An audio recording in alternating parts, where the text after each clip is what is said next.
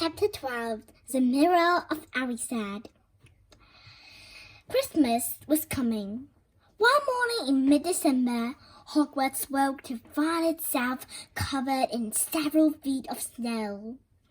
The lake froze solid and the Weasley twins were punished for bewitching several snowballs, so that they followed Quirrell around, bouncing off the back of his turban. The few owls that managed to battle their way through the stormy sky to deliver post had to be nursed back to health by Hagrid before they could fly off again. No one could wait for the holidays to start.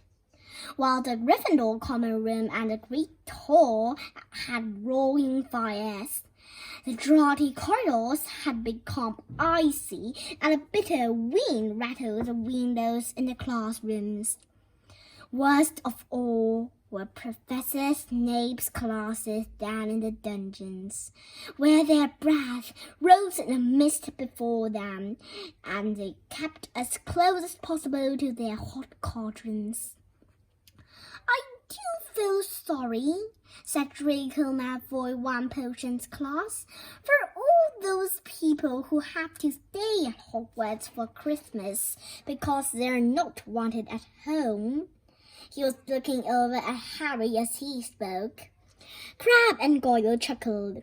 Harry, who was smattering out powdered spine of lionfish, ignored them. Malfoy had been even more unpleasant than usual since the Quidditch match. Disgusted that Slytherin had lost, he had tried to get everyone laughing at how a wide-mouthed tree frog could be replacing Harry as Seeker next. Then he realized that nobody found this funny because they were all so impressed at the way Harry had managed to stay on his bucking broomstick. So Malfoy, jealous and angry, had gone back to taunting Harry about having no proper family. It was true that Harry wasn't going back to Privet Drive for Christmas. Professor McGonagall had come round the week before, making a list of students who would be staying for the holidays. And Harry had signed up at once. He didn't feel sorry for himself at all. This would probably be the best Christmas he'd ever had. Ron and his brothers were staying too, because Mr. and Mrs. Weasley were going to Romania to visit Charlie. When they left the dungeons at the end of potions, they found a large fir tree blocking the corridor ahead. Two enormous feet sticking out at the bottom and a loud puffing sound told them that Hagrid was behind it. "Hi, Hagrid. Want any help?" Ron asked, sticking his head through the branches. "Nah, I'm all right, thanks, Ron." "Would you mind moving out of the way?" came Malfoy's cold growl from behind them. "Are you trying to earn some extra money, Weasley? Hoping to be gamekeeper yourself when you leave Hogwarts, I suppose? The hut of Hagrid must seem like a palace compared to what your family's used to." Ron dived at Malfoy just as Snape came up the stairs. "Weasley?" Ron let go of the front of Malfoy's robes.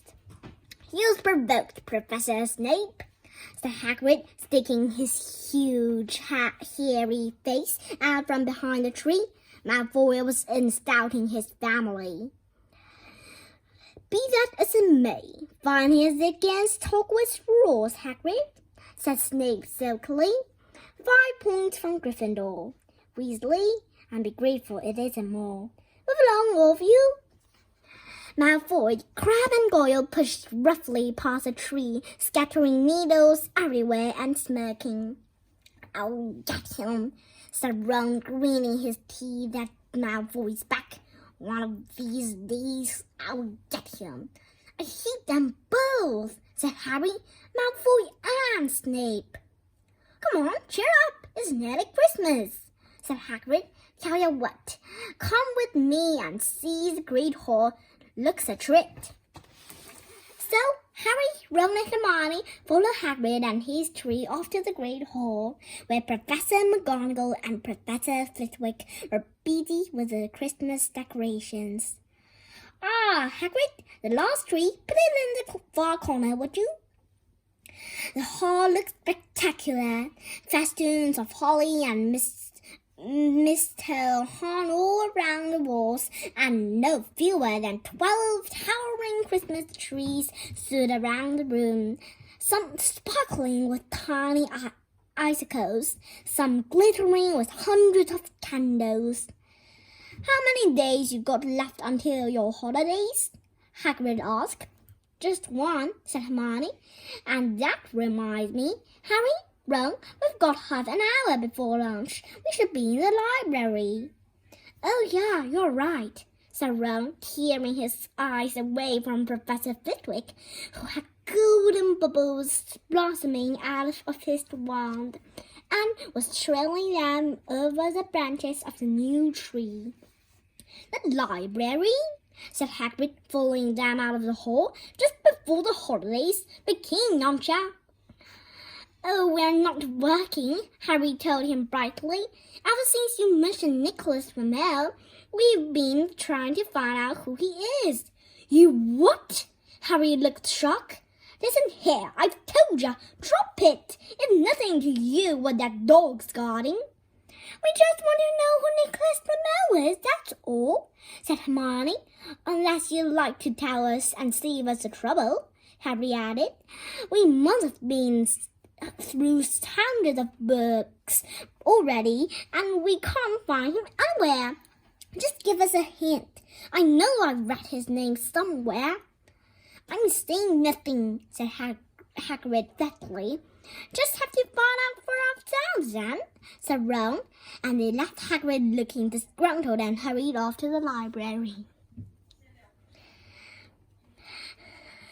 They had indeed been searching books out for Flamel's name ever since Hagrid had let it slip, because how else were they going to find out what Snape was trying to steal?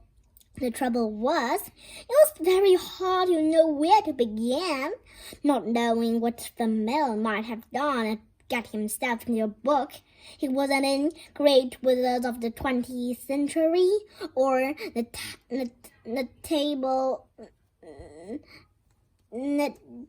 magical names of our time. He was missing too from important modern magical discoveries and a study of recent developments in wizardry. And then, of course, there was the sheer size of the library. Tens of thousands of books, thousands of shelves, hundreds of narrow rows. Hermione took out a list of subjects and titles she had decided to search, while Ron strolled off down a row of books and started pulling them off the shelves at random. Harry wandered over to the restricted section. He had been wondering for a while if Flamel wasn't somewhere in there. Unfortunately, you needed a specially signed note from one of the teachers to look in any of the restricted books, and he knew he'd never get one. These were the books containing powerful dark magic never taught at Hogwarts, and only read by older students studying advanced defense against dark arts.